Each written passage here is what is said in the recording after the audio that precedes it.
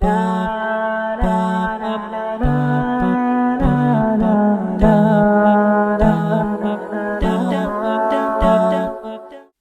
guys, welcome to Laila Teachers. Today we'll speak about coordination compounds. So let's try to draw one, for example.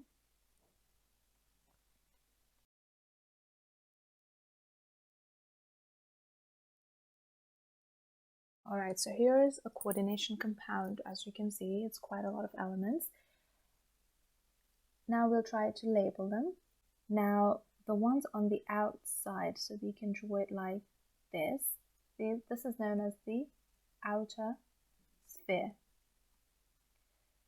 It is important in trying to find the charge of the complex ion. Now the ones in the bracket, they will be known as the inner sphere, right? Now, when you remove if you remove the outer sphere, the inner sphere, the whole complex gets a charge, right? So when you remove ions, it can either become negative or positive depending on the outer sphere.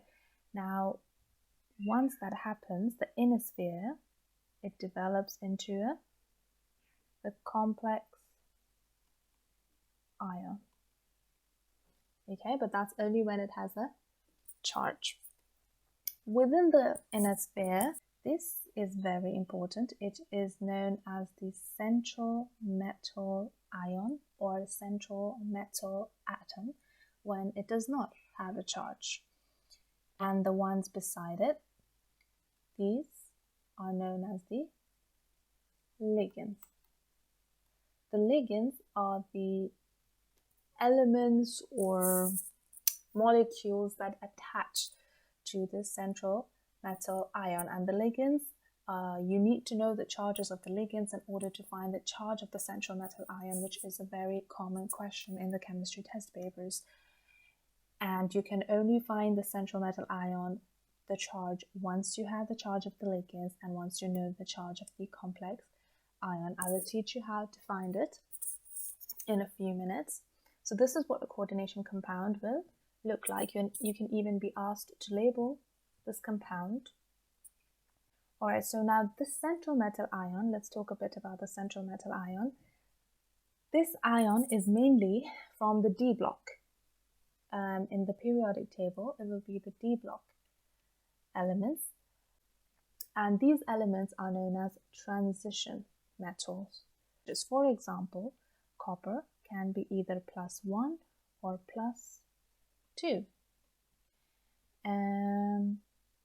Iron can be either +2 or +3.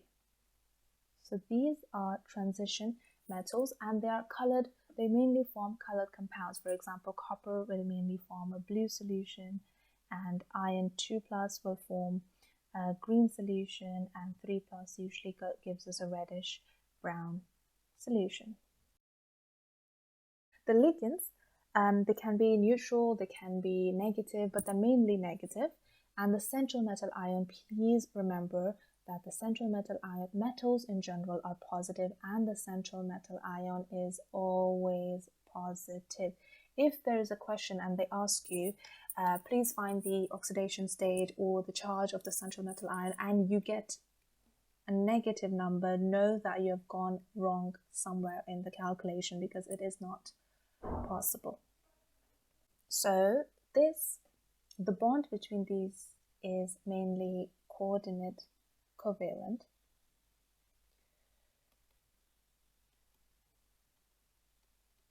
What is a coordinate covalent bond? It is also known as a dative covalent bond. It is when one element, for example, the central metal ion, donates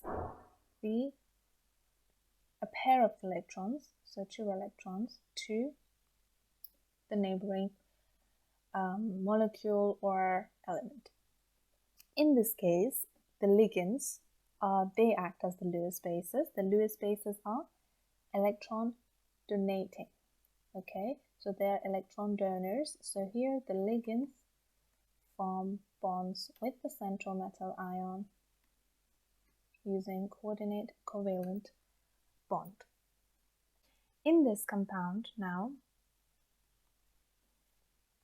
the element in the molecule that directly binds to the central metal ion, for here example we can say the oxygen, or if we say the sulfur.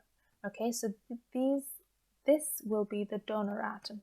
The donor atom is the atom that directly binds to the central metal ion. Okay, so if we have this one, we can say that the O is the donor atom here because it's the O that binds to the ion. A bit about ligands. Now ligands can be of 3 types. We can have monodentate, we can have bidentate, and we can have polydentate. Okay? Monodentate is when they only form one bond with the central metal ion. Bi is when they form 2, and poly is greater than 2.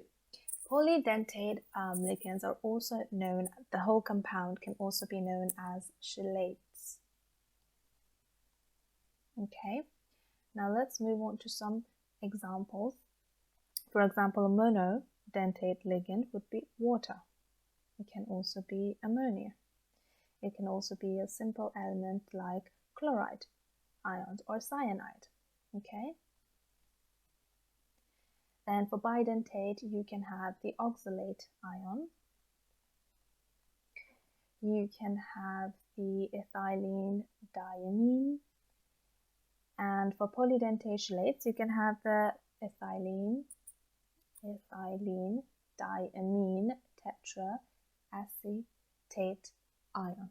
And now let's try to find out the oxidation number of a central metal ion. So when you get a question on coordination compounds, it can be like this. So you can have 3 questions. So A can be find the coordination number of the coordination compound. B can be find the charge of the complex ion, and C can be find the charge of the central metal ion. So let's say we have this coordination compound.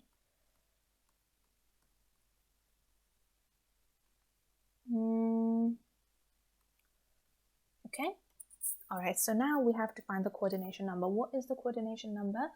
The coordination number is equal to the number of ligands in a coordination compound. So if you look at this compound, how many ligands are there? You have to look within the inner sphere, and you can see that the central metal ion is bound to 4 molecules of ammonia, right? So here, for A, our answer will be 4 ligands. Okay, so let's move on to B. B is trying to find the the charge of the complex ion. So the complex ion depends on the outer sphere. So we have no cation here, no positive ion before the brackets. We have an anion though after the bracket in the outer sphere, and we have 2 of these. So what's the normal oxidation number of chlorine? It is -1, but if you have 2 of them, it will become -2. All right, so if the outer sphere is -2, the inner sphere will have to balance the negative or positive charge and lead to 0. So let's take the complex ion as X plus -2 is equal to 0, right? They should balance each other. So what is the charge of the complex ion? It will be +2, right? Okay. Now moving on to the third part. Now that we know the complex ion is +2, now we need to find the charge of the central metal ion. Now the central metal ion depends on the ligand and the charge of the ligand and number of ligands and the charge of the complex ion. So let's try to work that one out. So let's take the central metal ion as X this time, plus 4 times of the charge of ammonia. Now the charge of ammonia is 0 because the ammonia is a neutral molecule, so it is 0. Water is a neutral molecule, so it is 0.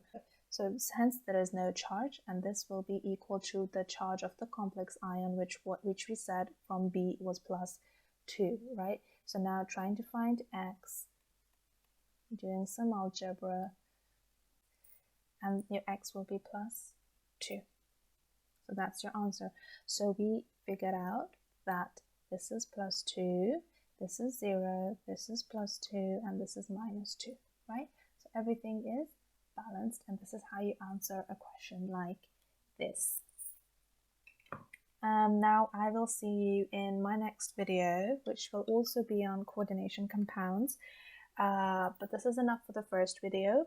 I will give you a question though, just to test if you're fully understood what I'm asking of you. You have to do ABC, coordination number, you have to give me the complex ion charge and the central metal ion charge, okay?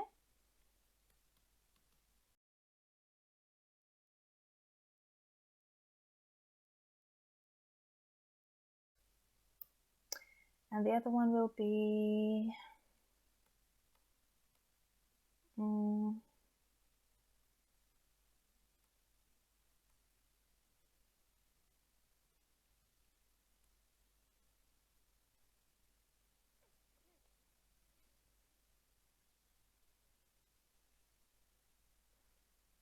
all right, I think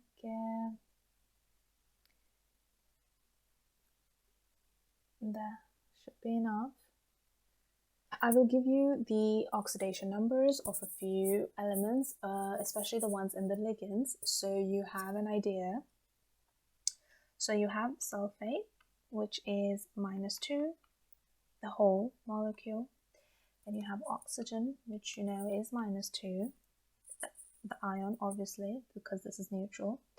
You have the neutral ones, which are water, ammonia, carbon dioxide, EDTA, EN, ethylene diamine, they're all 0. Then you have the halides, which are bromine, iodine, chlorine, fluorine, they're all -1. Other ones include hydroxide ion, which is -1. Then you have, what else can you get? You can get nitrate, which is -1. Oh, and cyanide is -1. Okay, elements, transition metals that have a fixed number of ions would be, a fixed valence, would be silver, which is +1, gold, which is +1, and zinc, which is +2. These will never be another number. So if you ever get a central metal ion that has any of these 3 elements, and you try to find out the oxidation number of the central metal ion, and you reach a number that is not these. For example, if you find a coordination compound with the central metal ion being silver, and you try to calculate and you get a +3, then you will know that your answer is wrong, because silver can only be +1. All right, hope you enjoyed this video.